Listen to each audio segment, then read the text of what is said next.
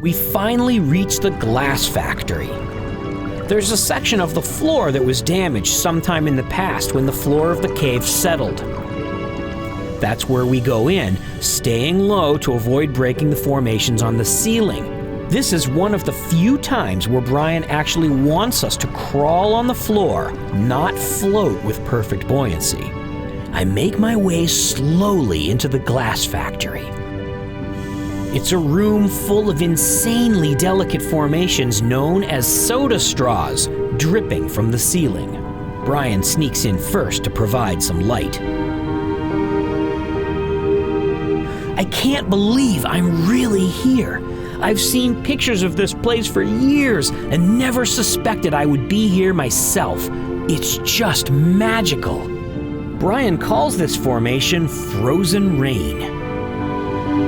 Some of the formations have those bulbous crystal tips like I saw in the pool, showing that at some point the water level was probably right at the base of these formations.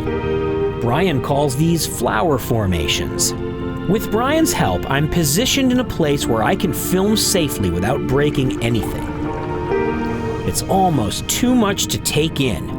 I have a hard time concentrating on shooting because everywhere I look, I see something amazing.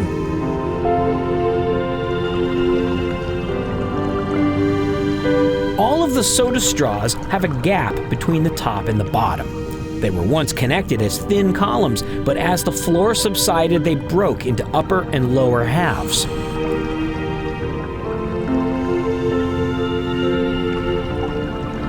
The floor is littered with thousands of super thin formations that broke when that happened, but the majority of the thicker formations are still here.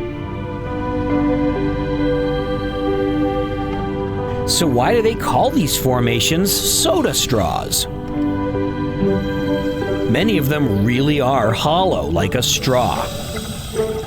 You could sip a beverage through this piece of fragile crystal.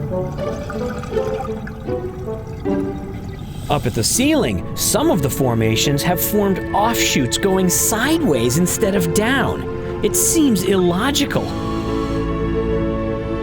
Brian points out a large section with this type of crystal growth. They're called helictites, and even experts in cave formations aren't quite sure how they defy gravity when they form.